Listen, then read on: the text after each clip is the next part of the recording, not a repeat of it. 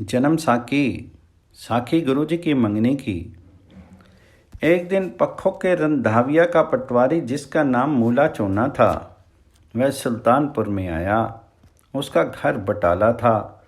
वैसे तो श्री गुरु नानक देव जी के लिए अनेक स्थानों से रिश्ते के शगन आते थे, परंतु जहाँ संबंध होना हो वहीं होता है।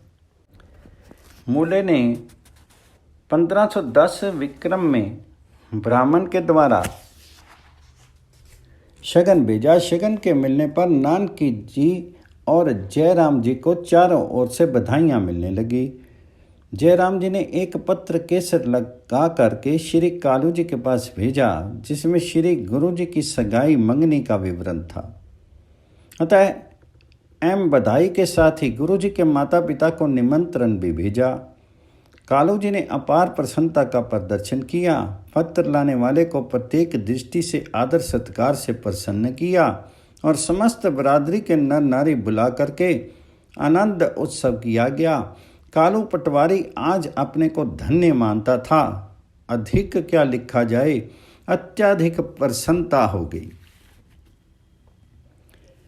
फिर कालू जी ने यह शुभ सूचना अपने संबंधियों को दी। गुरु जी ने ननिहाल में भी निमंत्रण पत्र लिखा और आशा प्रकट की कि आप सभी मिलकर के आओ, ताकि हम सब लोग सुल्तानपुर इकट्ठे ही चलें। नाना रामा और मातुल कृष्णा आदि ने ये समाचार सहज सुना। विशेष करके नानी बहराई जी बहुत ही प्रसन्न हुए और सब मिलकर के तलवंडी की ओर चल पड़े।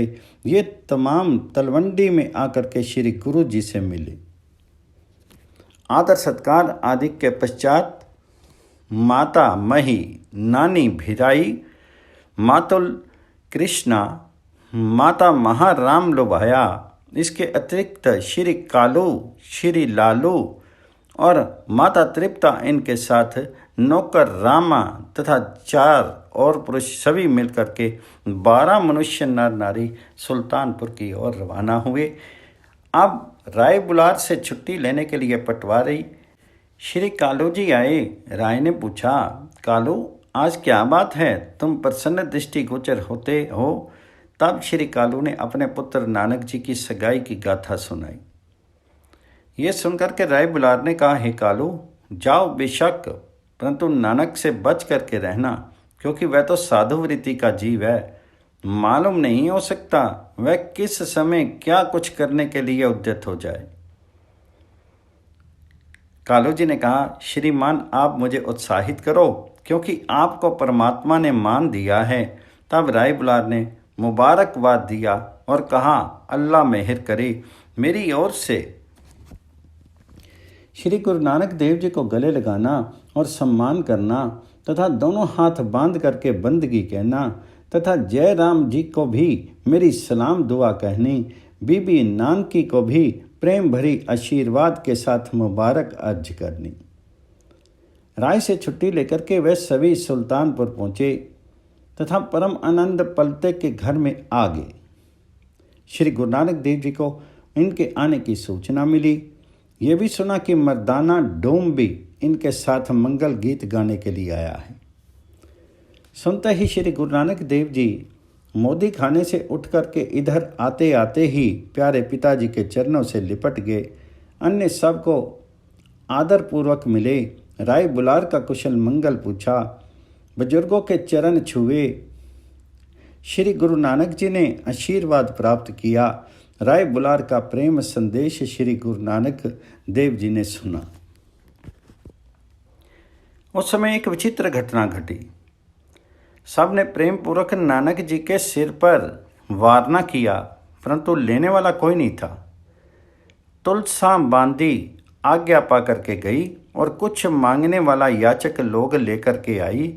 उस समय सभी ने वारना किए रुपए, पैसे आदि के दिल खोल करके याचकों को दिए। किसी ने 20, किसी ने 10 तथा किसी ने 5 रुपए के याचकों को दिए।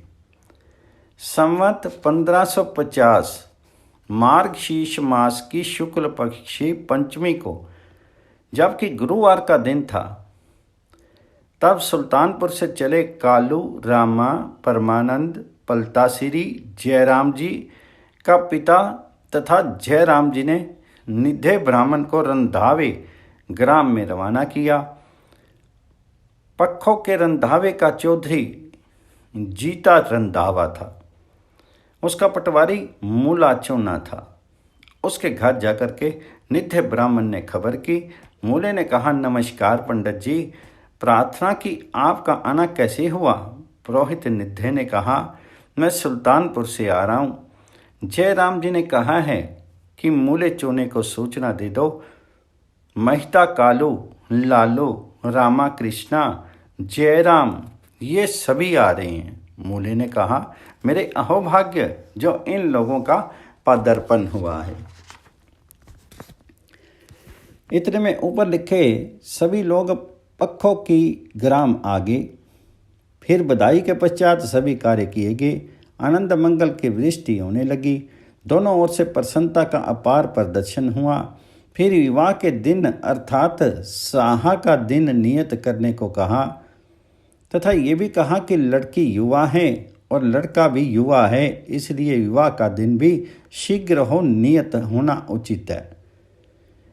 तब मूले ने विश्वास दिलाते हुए 1 बरस की अवधि मांगी तथा अन्य शगुन आदि के पश्चात लोग सुल्तानपुर की ओर लौट पड़े। सुल्तानपुर में बीबी नानकी जी ने फिर अधिक से अधिक उत्साह प्रदर्शन किया। सभी स्त्रियां प्रसन्नता भरे गीत गाने लगी। जब कालू जी अपने साथियों के साथ तलवंडी को तैयार हो गए और मर्दाने रबाबी ने कहा, मैं श्री नानक देव आपकी ओर से हमें भी बधाई मिलनी उचित है। तब गुरु नानक देव जी ने कहा, मर्दाना तो अपने मुख से जो लेना चाहता है मांग, मुझे तो आपके साथ बहुत सा काम है। तब मर्दाने ने कहा, आप जो कुछ उत्तम वस्तु देना चाहो सो दे दो। गुरुजी ने, भाई उत्तम वस्तु लेकर के तुझे प्रसन्नता के स्थान पर उल्टा कष्ट होगा। मर्दाने कहा कि उत्तम वस्तु से दुख नहीं हो सकता। गुरुजी फरमाने लगे, हे मर्दाना, तुम लोग मिरासी हो, अतः मध्य फल जो अभी लाभदायक होवे चाहते हो। तुम्हें इतना ज्ञान नहीं होता कि कौन सी वस्तु सदा के लिए लाभदायक है। तब मर्दाने ने कहा, जो कुछ दोगे वह मुझे स्वीकार होगा। तब गुरुजी ने प्रसन्न होकर के अपना चोला उतार करके मर्दाने के गले में डाल दिया और कहा, मर्दाना हमारी एक बात मानो। तब मर्दाने ने कहा, आप फरमाइए। तो गुरुजी कृपा दृष्टि से देख करके कहने लगे, हे मर्दाना,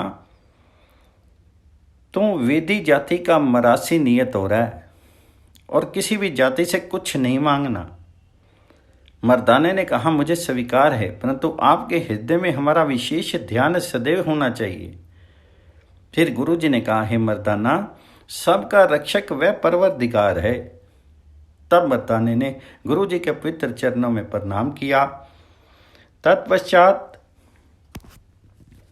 सब अपने घर को गए और गुरु नानक देव जी उसी प्रकार प्रत्येक की इच्छा पूर्ण करने लगे।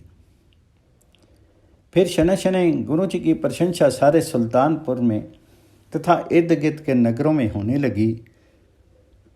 लोग कहते थे कि जयराम का सलाया सबकी इच्छा पूर्ण करता है। कुछ नीच प्रकृति के लोग गुरु जी की निंदा जयराम के पास आकर के करते थे। सुनकर के, जयराम, इस तेरे साले ने तेरी बेइज्जती का कारण बनना है। नवाब के स्वभाव को तुम जानते हो। हम आपके मित्र हैं, इसलिए सचेत करना अपना कर्तव्य समझते हैं। नानक की चाल यही है, मोती खाना बर्बाद करने पर उसने कमर बांध रखी। जयराम जी ने जब इस प्रकार लोगों से सुना, अक्षरतः नानकी जी को कह दिया। नानकी जी ने कहा, स्वामी जी, आप किसी के कहने पर विश्वास मत कीजिए। नानकी जी बहुत तरह कहती, परंतु जयराम के हृदय में श्री गुरु नानक देव पर विश्वास नहीं होता था। एक दिन गुरुजी ने जयराम को आकर के स्वयं ही कह दिया, मैं चाहता हूँ कि नवाब साहब हिसाब देख लें, क्योंकि बहुत दिन व्यतीत हो चुके हैं।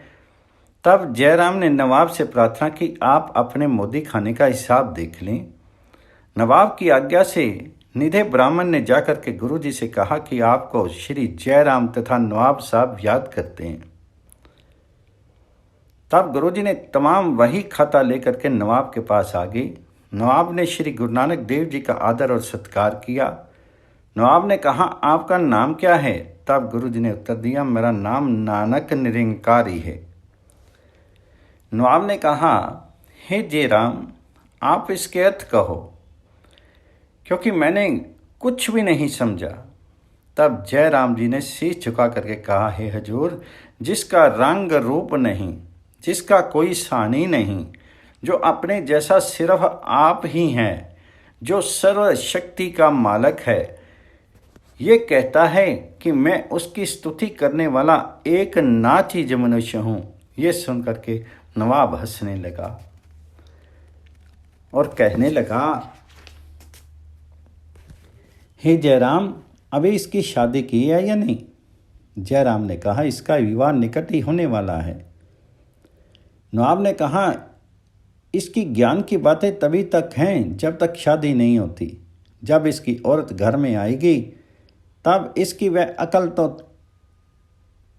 अब है वह नहीं रहेगी। बड़े बड़े फकीर जब औरत का मुंह देखते हैं तब सारे ज्ञान ध्यान भूल जाते हैं। ये सुनकर के जगत बंधु श्री नानक देव जी उसको उत्तर देते हैं, हे नवाब साहब, जिसके मन में उस अकाल पुरुष का सत्य प्रेम नहीं है, आप उसकी बातें करते हो। जिनके मन की अगाध श्रद्धा ने उस सर्वशक्तिमान को सर्वव्यापक जान तथा मान लिया है, उनका बेचारी स्त्री क्या कर सकती है? ये मलमूत्र की पुरानी पूर्ति नारी उन ईश्वर के सच्चे भक्तों पर प्रभाव नहीं डाल सकती। नवाब ने श्री नानक जी को ईश्वर का सच्चा सेवक देख करके अपनी बात का पहलू बदल लिया। नवाब ने कहा, हे नानक, मैंने सुना है कि तुम हमारे मोदी खाने से बहुत सी वस्तु निकाल करके लोगों में मुफ्त बांटते रहते हो, अर्थात मोदी खाना लुटा रहे हो। इतना स्मरण रहे कि मेरा नाम दौलत खान लोधी है। श्री नानक जी ने कहा, नवाब साहब, आप अपने मोदी खाने को अच्छी तरह देख लें और कुछ हमारा बाकी निकले सो दे दीजिए। यदि नहीं देना चाहो तो भी हमें कोई चिंता नहीं। हाँ, अगर आपका कुछ नुकसान हुआ हो तो हमसे उसी समय ले सकते हो। एक अफसर जिसका नाम जादव राव था, उसे नानक जी के हिसाब देखने पर लगाया गया, क्योंकि लोग कहते थे कि इस नानक देव ने मोदी खाने को बर्बाद करने पर कमल बांध रखी। जादव राव की पहले भी कुछ श्री गुरु नानक देव से अनबन थी। दिव्य ज्योति श्री नानक तो किसी के साथ विरोध नहीं करते थे, परंतु अकरण विरोध करने वाले भी इसी संसार में उत्पन्न होते हैं। ईश्वर के परम उपासकों को यही पहचान होती है कि वह किसी के साथ द्वेष नहीं रखते। जादव राम उन्हीं कलयुगी जीवों में से एक था जो श्री गुरु नानक देव जी से अकरण बैर रखता था। उसने जब अपनी नियुक्ति श्री नानक देव जी के हिसाब की परातल पर लगी देखी तो मन में प्रसन्न हुआ। उसने मन में सोचा कि नानक ने हमें रिश्वत के रूप में कभी एक फूटी कौड़ी नहीं दी। ये तो मांगने वाले साधुओं को खिलाने पिलाने का शौकीन है। अब मैं इससे उस गुस्ताखी का बदला लूँगा। ये सोच करके हिसाब को भली प्रकार देखने तथा समझने लगा। बात बात पर नुक्ताचीनी होती थी। 5 दिन हिसाब होता रहा। जादव राव ने बहुत जोर लगाया कि कहीं पर श्री गुरु नानक देव की न्यूनता देखी जाए, परंतु सत्य के आगे चतुराई को कोई स्थान नहीं मिलता। अंत में 321 रुपये श्री गुरु जी के नवाब की ओर बाकी निकले। अब जादव राव अति लज्जित हुआ। उधर नवाब को पता चला कि हिसाब समाप्त हो गया है। तब जादव राव को बुला करके पूछा गया। नवाब ने कहा, हे जादव राव, हिसाब की बात सुनाओ। जादव राव ने कहा कि हजूर, हिसाब बिल्कुल ठीक है। परिणाम रूपी श्री नानक देव जी के आपकी ओर अर्थात सरकार की ओर 321 रुपये शेष निकलते हैं जो श्री नानक ने आपसे लेने हैं। नवाब ने कहा, आप कहीं भूलते तो नहीं भाई, हमारे रुपए नानक की ओर निकलते होंगे। जादू राम ने अदब के साथ कहा, नहीं हजूर, नानक ने दरे दौलत से 321 रुपये शेष अपने लेने हैं। ये सुनकर के नवाब क्रुद्ध होकर के कहने लगे, अरे जादो, तुम लोग तो मुझे प्रतिदिन यही कहते थे कि नानक मोदी खाने को बर्बाद कर रहा है, मगर आज तो उसके 321 सरकार की ओर शेष है। इतना कहकर के भवानी दास कोषाध्यक्ष खजानजी को बुलाया गया और हुक्म दिया कि सबसे प्रथम नानक जी के 321 रुपये दे दिए जाएं तथा 300 रुपये और उसे दे दिए जाएं। जब नानक देव जी को 321 रुपये मिल गए और रुपये लेकर के श्री जगतधार नानक घर को आ रहे थे तो उस समय जयराम और बीबी नानकी प्रतीक्षा में थे। रुपयों की थैलियों के साथ श्री नानक जी को देख करके बहन बहनोई के आनंद की सीमा नहीं रही। हिसाब की परीक्षा में श्री नानक देव जी की उत्तीर्ण सुन करके सभी सज्जनों को विशेष हर्ष हुआ और जयराम तथा नानकी जी को लोग बधाई देने लगे। नानकी जी ने जयराम जी से पूछा कि हिसाब का परिणाम सुनाओ। जब जयराम जी ने कहा कि मैं हैरान हूँ कि तमाम लोग कहते थे कि नानक मोदी खाना लुटा रहा है तथा साधुओं के लिए मोदी खाने का दरवाज़ा खुला रखता है, परंतु वह अचंभे की बात है कि 321 रुपये नानक जी ने सरकार से बाकी लेने निकले हैं तथा प्रसन्नता से नवाब की ओर से 300 रुपया और भी दिया गया है। अपने भाई श्री नानक देव जी की प्रशंसा सुनकर के बीबी नानकी जी अत्यंत प्रसन्न हुई। बोलो गुरुदेव की जय।